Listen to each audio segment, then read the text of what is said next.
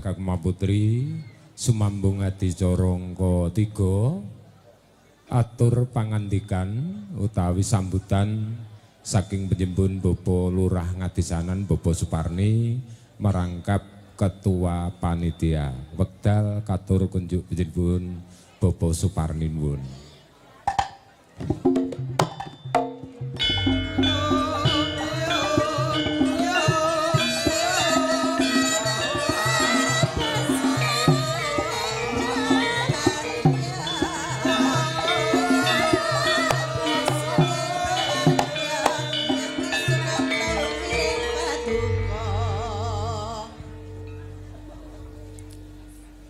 Bismillahirrahmanirrahim. Assalamualaikum warahmatullahi wabarakatuh.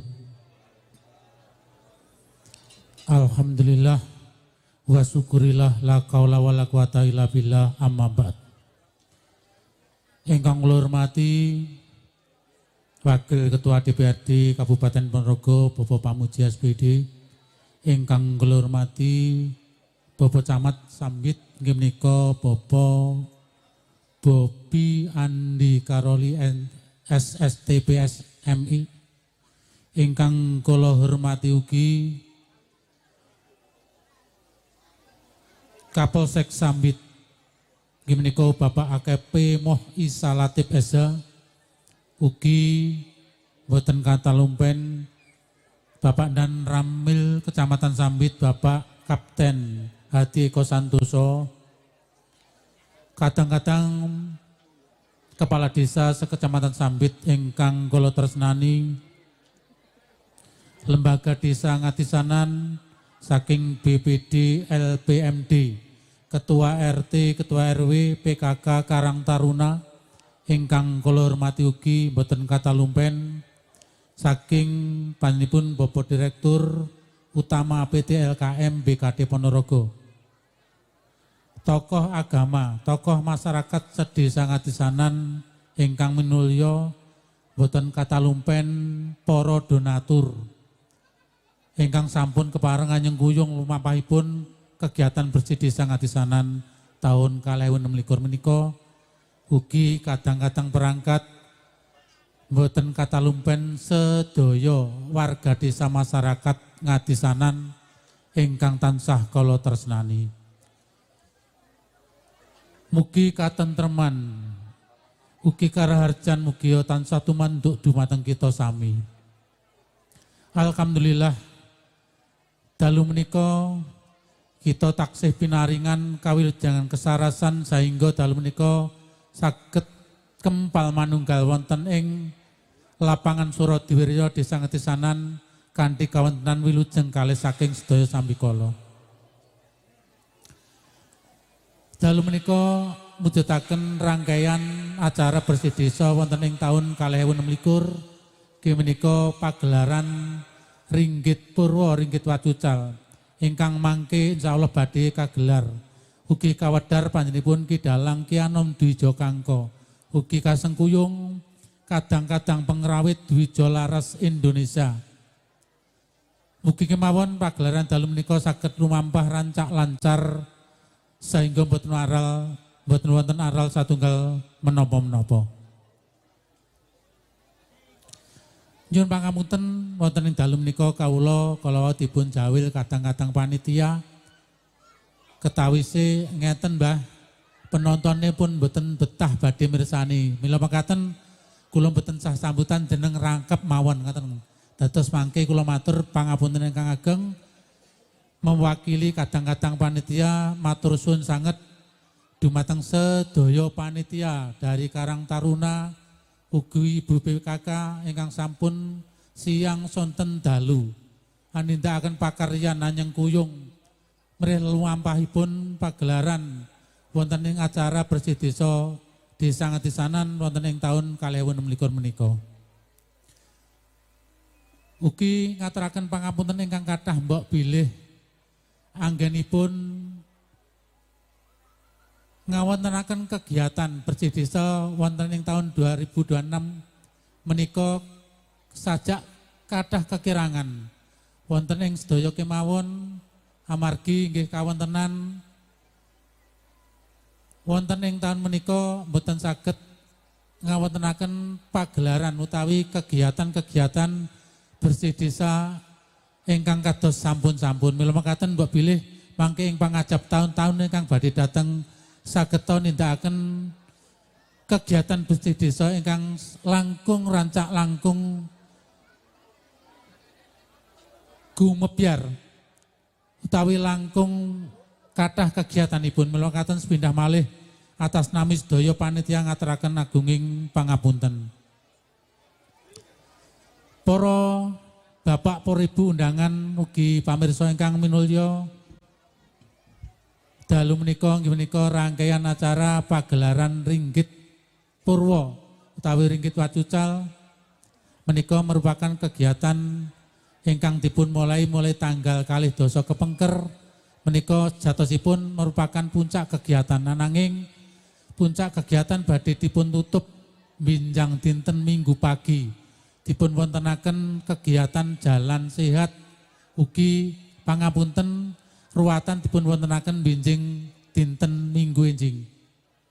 Dados monggo warga masyarakat Desa Ngadisanan berduyun-duyun binjing Minggu enjing nderek wontenipun jalan santai utawi jalan sehat wonten kegiatan wonten ing Desa Ngadisanan menika. Ing pangajap sak sampunipun diwontenaken bersih Desa Ngadisanan, sedaya masyarakat utawi pemerintah Desa Ngadisanan mugia kaparaken berkah wilujeng saking ngarsa dalem Allah Subhanahu wa taala. Sedaya masyarakat saged gesang ingkang ayem tentrem, ingkang guyub rukun dipun murahaken saking sedaya rezekinipun, ingkang sakit mugi-mugi enggal mulya waras kados ingkang sampun-sampun. Amin ya rabbal alamin. Kirang prayogi mbok bilih kawula matur ingkang kathah mila mekaten dumateng para bapak ibu undangan, para pamirsa sugeng mirsani kados napa kridanipun pagelaran wayang kulit wonten ing dalu menika ingkang mangke badhe dipun medhar panjenenganipun Ki Dalang Ki Anom Dwi Jokangko ingkang miji saking Karanganyar Kasengkuyung kadang-kadang Dwi Jolaras Indonesia.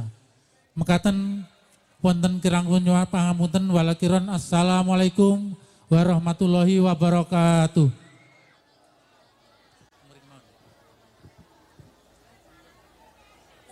Adicara salajengipun Bapak Demang Ngadisanan, Bapak Suparni badhe ngaturaken simbol kayon kunjuk kadang kula Ki Anom Dwijo Kangko. Sasampunipun serah terima katur dumateng Ki Anom Dwijo Kangko tondo yekti kawitan pagelaran wayang kulit sedalu natas kanthi eraran Wahyu Trimanggolo. Mereka agawe bunga akhir kalam bila hidayah. Wassalamualaikum warahmatullahi wabarakatuh. Sugeng amirsani.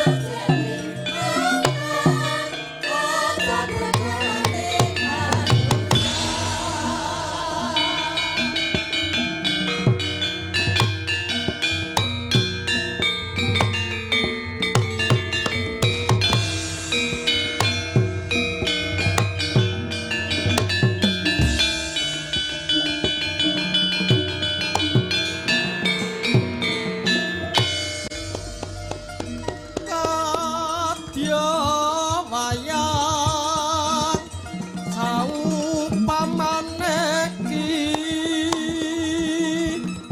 urip pira aneng alam dunya sayekti ana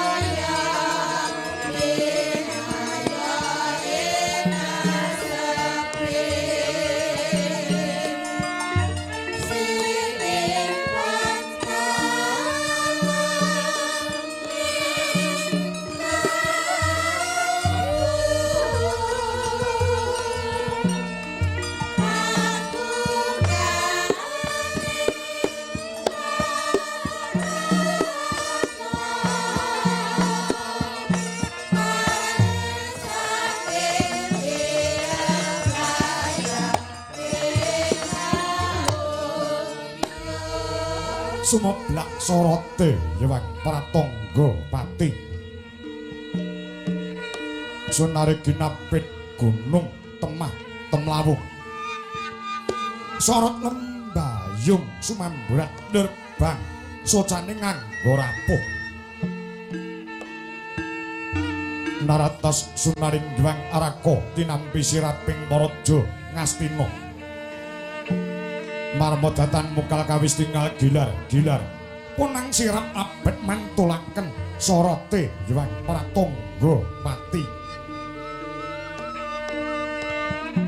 kanjan nyebut asmaning Gusti ing Maha Welas kang sarata maha asih amrapani narap buka kandha nenggih negari pundhita ingkang minangka dadya pambukaning carita ing dalu mangke lah menika ta warnane gomelaing Paraja Ngastina ya sinebut ing negara Gajah Oya ya winastan ing Liman Benawi patut minangka pambukaning carita labet upaya negari 100 tan antuk kalih 1000 tan jangkep sedasa dasa negara kang panjang marang punjung pasir wukir gemah ripah loh jinawi kerta tata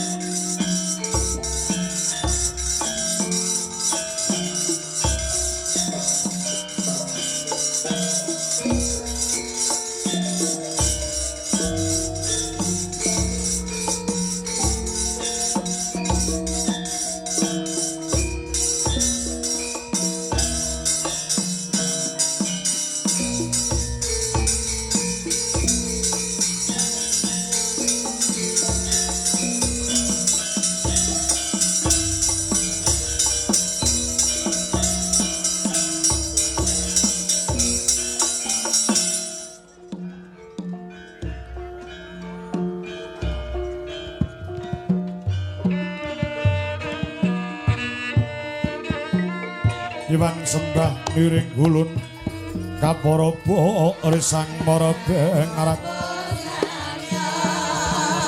ing sahananing kangge kanang sehing tasih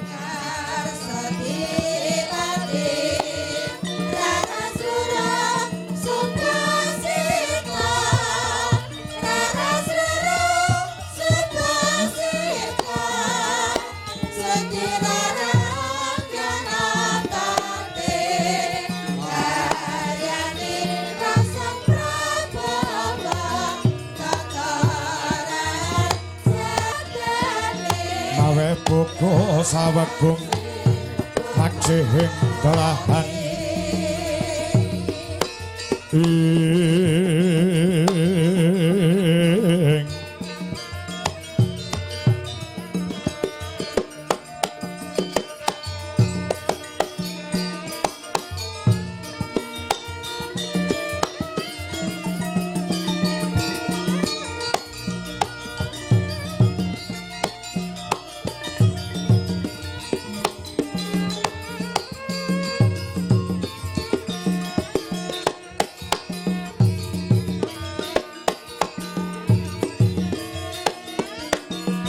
Yewangkanang mamut juweng warinjeng nayakaning ratu tingrat Gotama mangguwa manugrahing lensis Wasubata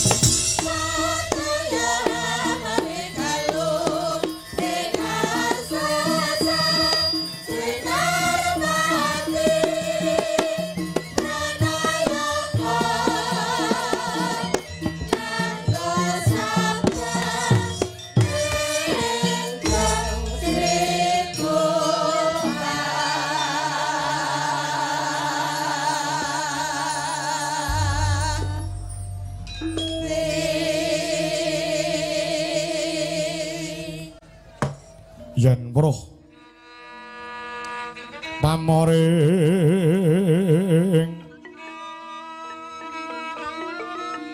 pamoring kawula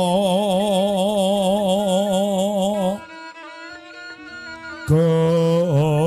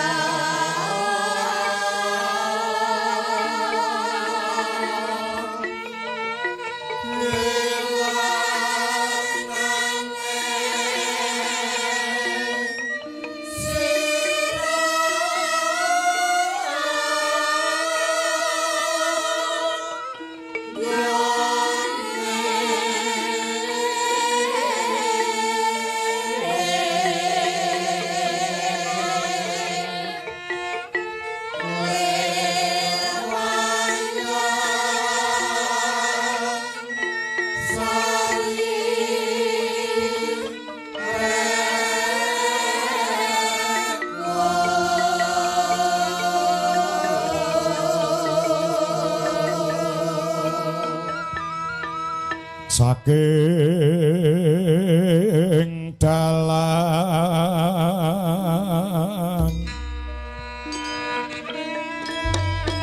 solaken ringgih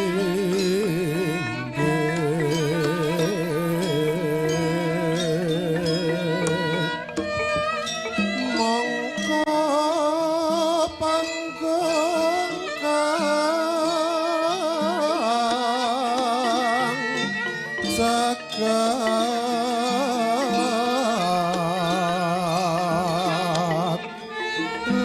lirebatan niku asolah lamun nolak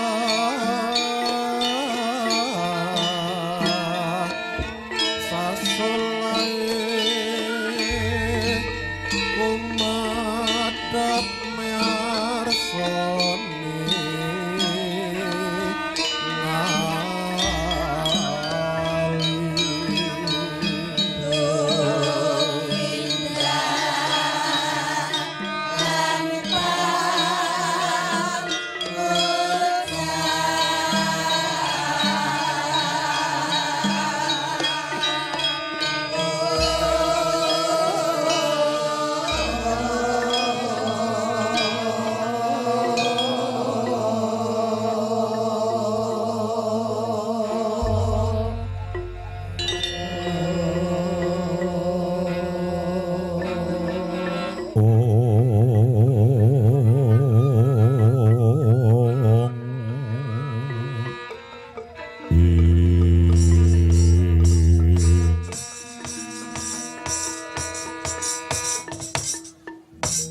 ya jagat ya dewa ya Bathara Hyang Sukma mangadilin weh payungono wong sak negara Ngastina wiwit saiki nganti sak lawas-lawase duh Kanjeng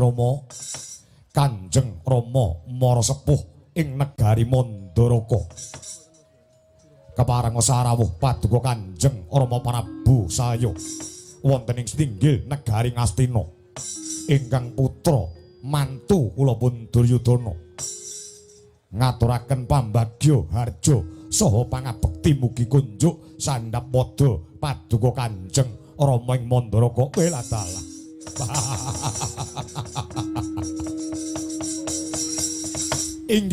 Inggih anak Prabu Nirbaya Nirsangsaya praptane ingkang Rama ing Mandaraka budal setengah papat saka ing mah kulon ki mau tansah ginanjar kamilujengan Nirbaya Nirsangsaya adoh saka Gudha rencana manggih Basuki dina samangko prapta ana ing Stinggil negara Ngastina iki bektine anak mantu Nyang Maratuwa sampun kula tampi andadosaken bingah ing manah lega ing nala boten langkung pangestuning ingkang Rama Maratuwa ing Mandaraka Narasoma katur wonten ngasanipun angger anak Prabu Jakapitana. Nggih Kanjeng Rama grawalan anggen kula mundi kawetekaken wonten ing Jaja rumaketing Maradaya miwah ana daging kayuwanan mboten langkung monggo kula dherekaken lenggah ingkang kanthi prayogi. Inggih inggih karaos mboten kirang prayogi anggenipun ingkang Rama ing Mandaraka ngabiyantara sowan ning ngaten nggih kendhih kumrungsung enggalih kesuk panataling kalbu daya-daya ingkang Rama nyuwun katerangan kang sarta nyuwun dawuh baya wonten migatos ingkang pundi sawatawis hari ingkang sampun kawuri jengandika angger Kurupati utusan Narpati prapta wonten negari Mandaraka kirim pagita utawi nawala sareng sinarasa surasaning tulis wonten mriku katapa asmani dening Yayi Prabu Duryudana ingkang wonten awala kala wau paduka paring dawuh ingkang Rama ing Mandaraka kasuwun prapta wonten ing Stinggil negari negari Ngastina mriki. Moka nggih. Yen to mboten wonten wigati ingkang prayogi ewadene saklangkung manter timbalan paduka. Lah, menawi keni winedaring kathah ingkang Rama ing Mandaraka sumedya nganglungaken jangga nilingaken karna nyadong rumentang sabdanipun Angger Jaka Pitana surasane ing donya pun.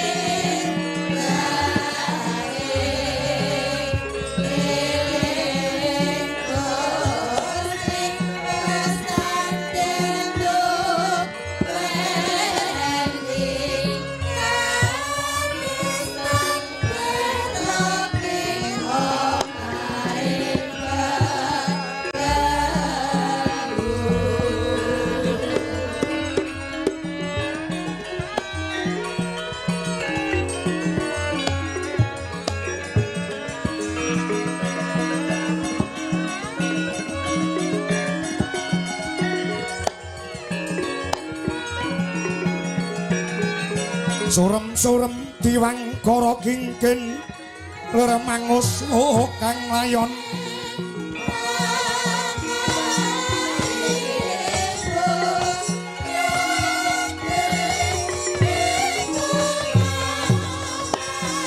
Angger anak Prabu Duryudana sang reng kula dangu wonten wigatos menapa iki wedine ingkang Rama ing Mandaraka kasuwun prapta wonten negari Ngastina paduka mingkem 1000 basa namung kemawon ingkang dadosaken kagiat rasing manah kula paduka netesaken waspa tegese neteske eluh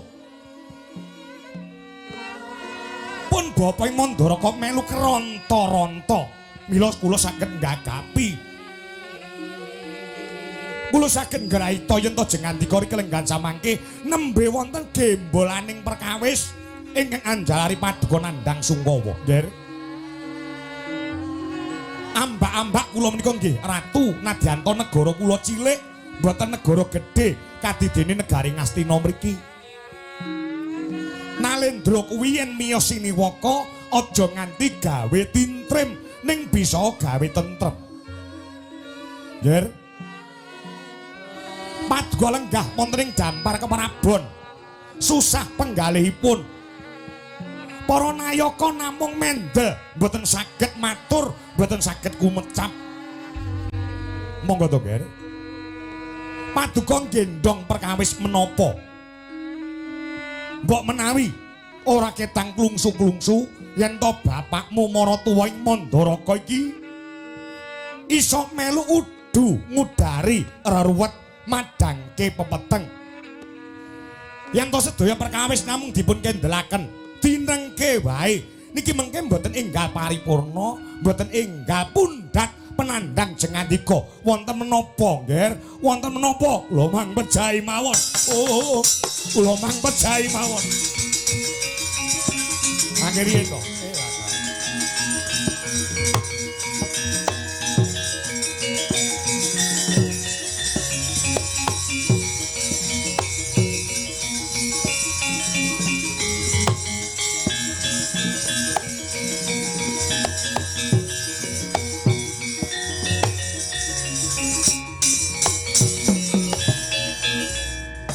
Sung kaweng tias sun amu